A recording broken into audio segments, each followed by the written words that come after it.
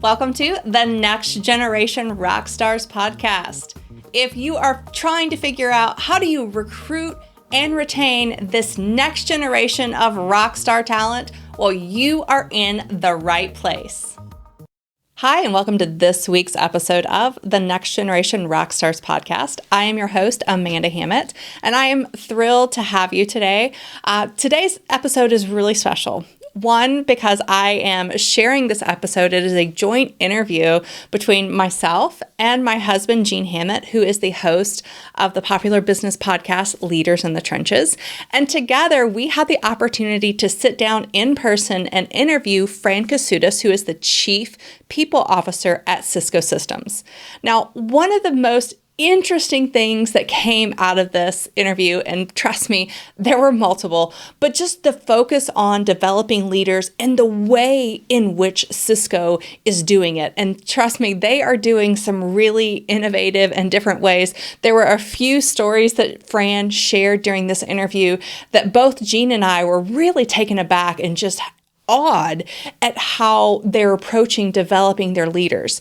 And so I think that this is something that each and every leader should think about and take notes from, because Fran she's a leader. She is a pioneer. She is looking at developing teams. She is looking at developing individuals for 75,000 employees around the globe. And she is doing a fantastic job. So I hope you take lots of notes. And here is Fran Katsoudas with Cisco Systems.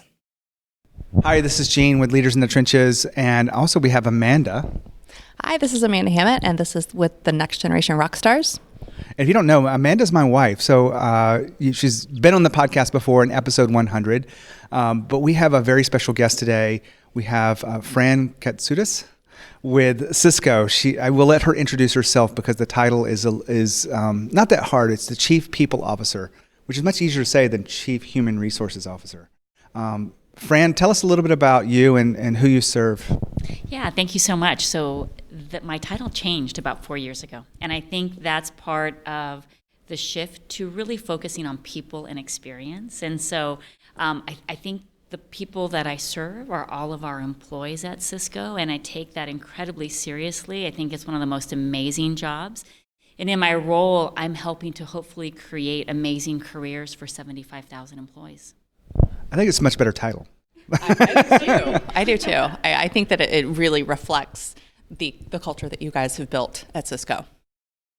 I'm going to let the audience know a little bit more about my research, and you too, Fran. The key thing is I study growth companies, and I asked over 300 leaders about what's the most important thing to growth. Is it customer first or employee first? And 94% of smaller companies will say it's employee first. So I probably know where you are on this, but where do you rank on that? Yeah, you know this. These things go hand in hand. And I think if you ask the question 5 or 7 years ago, the 94% could be customer first. It could have been, right? I think now all of us realize that when you take care of your people, they take care of the customer, and they do the right thing, not only for the customers, but for the community as well. And I think that's a little bit of the shift even for large companies like Cisco. Well, we're talking to you because you made the list. And how many years in a row have you made the Great Places to Work list? So we've been on the list for 22 years. Okay, they put people first. Apparently, yes, very much so. I mean, 22 years, that's amazing. And has anybody else ever reached that pinnacle? I do think that there are a few other companies that have, but I'll tell you, because I feel it's important to say, in 22 years, we've had some really phenomenal years. Like, I think the highest that we've been is number 3. And then we had years that were more challenged, and we talked about this the other night. We were at number 90 at one point. And so it's been fascinating for us to be at those numbers, and with each year and every level of recognition, I think there's a question around what do we need to do, and sometimes that's been harder and sometimes a little easier. Well, I want to direct our conversation into a topic that a lot of companies are struggling with. This is big companies, medium-sized companies, small companies, and that's retaining key employees. So this is, other words, retention. Why is retention so important for a business today? Yeah, because we know there's nothing better than having amazing people and teams. And so I think we all talk about retention because we don't want to lose that. And especially when you have something that's working, it's just so critical. The other thing that we recognize is there's really unique skills that are out there. And from a technology space, skills are changing. Like the life of a skill at this moment is becoming shorter and shorter. And so I think that's an element of why we talk about retention so much. So, Fran, in your journey of these 22 years on the Great Places to Work, I would imagine that over the years you guys have put in some key projects to really help you retain that talent. And not only retain it, but also reskill it as those skills change.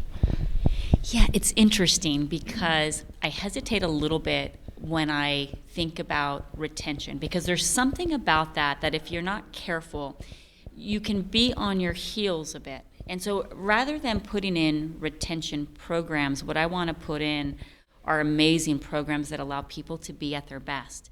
And for every employee, they have some very unique things going on at work and at home.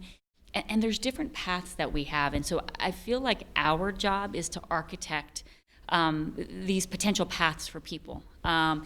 There was a point probably about 7 or 8 years ago where I was spending so much time talking about retention, and I don't think it was the right dialogue. What I needed to be talking about is how do we help people be at their absolute best? How do we help them work on teams where they feel like their work is having tremendous impact? So that's a little bit of the shift that we've been through. It seems like that's more of a shift from retention is like kind of a reactive to what's going on, whereas you're getting more proactive. That's what I should have said, yes. You did. You said that. A key question, you just came off the stage, great conversation kind of panel of what Cisco is doing to move forward in the next 22 years. But you mentioned a project, and I don't know what it's called, but you ask employees about what do they love and what do they loathe. So how often do you do that, and why do you do that? Yeah, so there's technology that we put in place, I think it's almost 3 years ago, that Marcus Buckingham created. ADP recently acquired this company. And so every week we go on our phones, there's an app that we have, and we share our priorities for the week. We share what we loved and what we loathed from the previous week, and then how we feel about whether or not we're really working in a way that demonstrates our strengths, and then the level of value or impact that we think we're having. And it's something that candidly will take me about 5 minutes. I do it weekly, and Chuck Robbins, our CEO, reviews my check-in, and then he'll provide feedback. And so if you think about it, at its core, what it's doing is it's allowing us to quickly connect on the work. And then there's something a lot more powerful, is it's giving Chuck insights through what I love around what really fuels me as an employee, and then what I loathe, which is those things that drain. And I think as our role as leaders is to really do more of the love and help our employees on the loathe side of the house. And I will say that I've worked with some of your leaders, and they have all had that exact same response to that app and to that feedback on a weekly basis, and that they really have enjoyed being able to see, okay, where am I missing the ball? Where can I help my people more? And I think that that's a major cultural just benefit that everybody's enjoyed. It's so funny, Amanda, because everyone's different, right? And so as a leader, you start to understand your people in different ways. Like there are some members of my team where they rarely put anything in loathe. So when something is there, I need to get to them. I need to call them, I need to meet with them, because I know there's something really heavy for them. So it's kind of fun, because as leaders, I think you get to know your people, and I would never expect that they use it the same way. I think that's wonderful, but we learn a lot, which is good. How often do you do it? I probably do it 3 out of 4 weeks. So I will sometimes, if I'm traveling, I'll miss a week, or if I'm with Chuck, but we ask people to do it at least, we try for weekly, at least every other week. And it's just a powerful way for us to connect.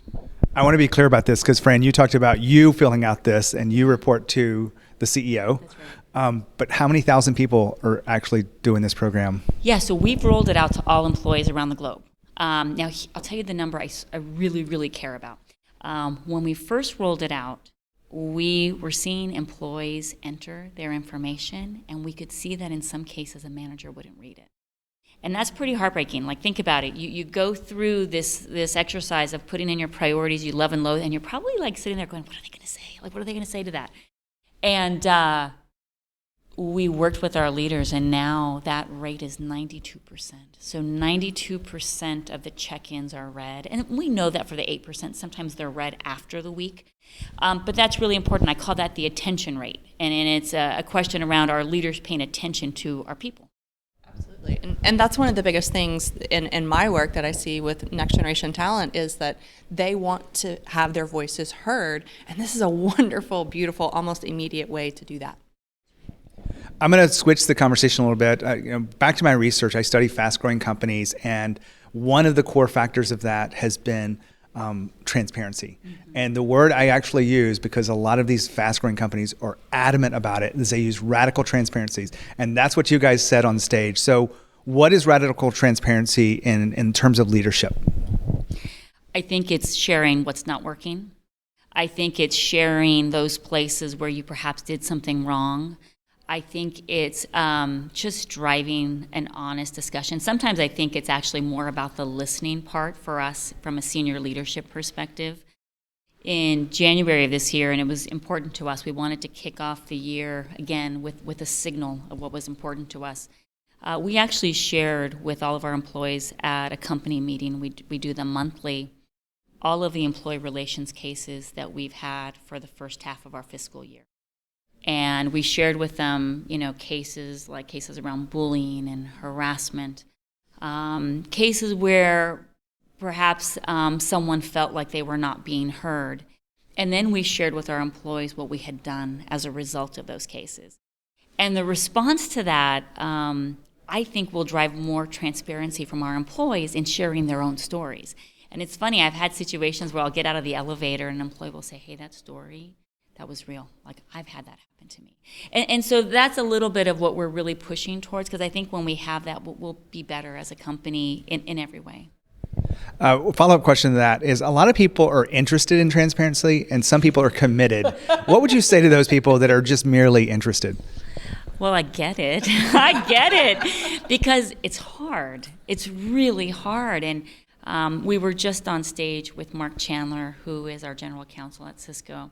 And he's an amazing partner in that, because I think what you have to be willing to do is understand that in some cases, transparency will lead to more conversation and work to be done. But the issues are there.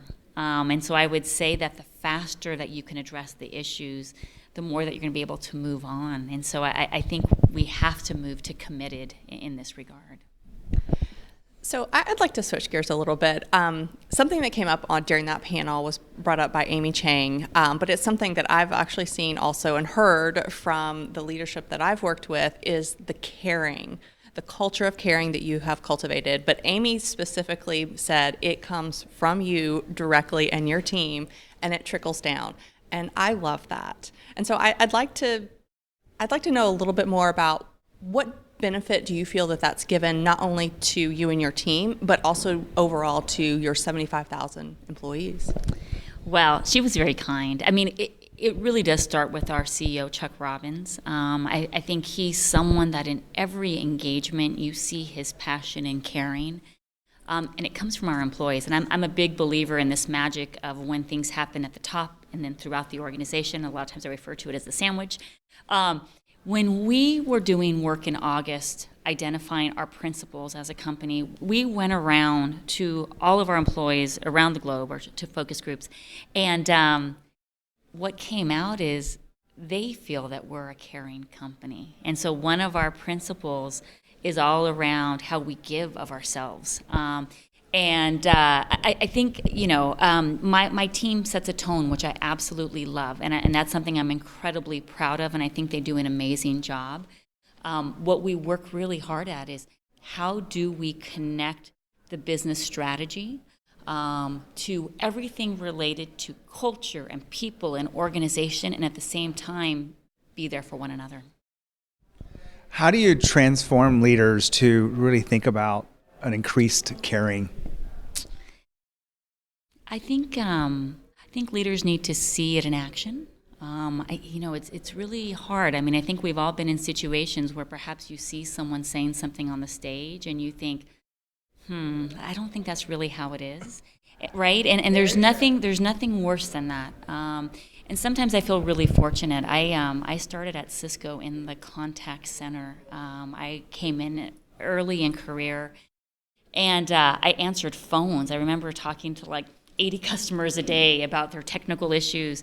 And I think sometimes when you start at a company at a very entry level, you see so many different types of leaders, and you see some really good examples. So the first thing I would say is that leaders have to see it role modeled at every level in the company, and there can't be an exception, and you have to call it when there is, which is incredibly hard. And you have to teach, something that we've done recently. It sounds really funny. We've brought actors in to a leadership class, and we've had the actors hand an employee a card that says, your employee is talking over everyone in a team meeting, go. And basically you have to have a conversation where you're helping your employee understand that that's going on. And so these are real life experiences, and so we're trying to coach and help and talk through as much as we can and make it real. That's pretty interesting. I've never heard of. I have literally never heard of that. That's bringing great. in actors. Fran, you talked on stage about some work you've done on forming of teams and what makes good teams. I've read some studies from Google as well. I'm sure you've probably read these as well. What can you tell us about best teams? Yeah, so for us, it was really fascinating. We went out to the business about 3 years ago, and we said, identify your best teams. And they identified about 97 teams across the company. And we studied the 97 teams, and then we studied a control group of 200 teams. And sure enough, we could see a difference. And honestly, we didn't know if that was going to be the case or not. And so the delta that we saw was in 3 key areas. On the best teams, we could see that employees were playing to their strengths. And when employees play to their strengths, they're a lot more creative, they're a lot more productive, so it's pretty amazing for us. The second thing that we saw, and I think this was in the Google study as well, is that on teams where teammates feel like, hey, my teammates have my back, there's a big difference from a safety and trust perspective. That's incredibly important for growth and innovation as well. And then the last thing that we saw is on our best teams, teams were aligned on how they were going to win together. They had some shared values as it relates to where they were going. And so those were the 3 differentiators between the best teams and the control group. And then that became really the philosophy for a lot of what we do from a teams and leaders. I think that that's really important, especially from my perspective with the young talent, is that finding those good leaders, because that is one of the things that I coach university students to think about, is really look for that good first leader, that person that can really help you play to your strengths or figure out what your strengths are. Because coming out of college, you may not know exactly what you're good at, or you may develop new skills. And being with a leader who can help you do that and can guide you is beautiful. It's wonderful. So, Fran, we've been guiding most of this through questions. Is there something that we haven't asked you about that you feel like really would improve the employee experience? There's something I'll share with you that we're focused on at the moment. And it's something where we're learning a lot and we're developing. And there's this belief that we have in something called conscious culture. And the belief set is that when you have a conscious culture, every single employee is a leader within the company. And every single employee is conscious of their role in shaping the company and shaping our culture. There's 3 things that we're focused on within this. The first is the environment. This is why, by the way, we shared the employee relations cases, because we want to have a really honest dialogue around the environment. The second pillar is all about the characteristics and the behaviors, and this is where our principles live. And then the last piece is really around what's your day-to-day experience? Because I think if you have amazing principles, but again, your day-to-day experience is different, that's a big problem. And so for us, that's going to be our focus. But we're doing a lot of experimentation and pilots, and we're learning. And it's something that we'll be happy to talk about in the future as well. Awesome. That's really fantastic. Well, we're going to wrap this up. I want one final question. I've heard a lot today, something that I don't hear much in a corporate setting, which is mindset. I have heard this from my beginnings of becoming a coach. It was like, I guess, 9 years ago. And I didn't know what it was before that because I was sort of an engineer. And just get the work done. And that's the kind of leader I was. But when I went through this, I realized that the way I was thinking had a huge impact on what I saw and what I did and how I engaged. So what do you do to talk about mindsets and how do you work with your leaders on that? Yeah, I do think it's incredibly important. One of the things that we do is we talk a lot about servant leadership. And I think that's how you start to shift the mindset, because basically what you're saying is that as a leader, you are in service to the people around you, and that is such a different lens than get the work done. One of my peers, she did this first, and I loved it, Maria Martinez. She showed an org chart, and she was at the very bottom of the org chart. And that's a great example of how you start to shift mindset by just signaling, no. All of the people that I support, they are the important folks in this. And so there are things like that I think are incredibly important. And then again, I think just being willing to have conversations that make us think, ask questions that'll make us really pause. I think those are all elements of how you change mindset. So this wraps up a special episode of Leaders in the Trenches and The Next Generation Rock Stars. Thank you, Fran, for being here. Thank you. Thanks so much for joining us for this episode of The Next Generation Rockstars, where we have discussed all about recruiting and retaining that next generation of talent. So I'm guessing that you probably learned a tremendous amount from this week's Rockstar leader. And if that is the case, don't keep me a secret. Share this episode with the world. But really, share it with your friends, with your colleagues, because they also need to learn how to recruit and retain this next generation of talent, because these skills are crucial to business success moving forward. Now, of course, I want you to keep up to date every single week as we are dropping each and every episode. So be sure to subscribe to your favorite podcast platform of your choice, and you will see the Next Generation Rockstars show up just for you.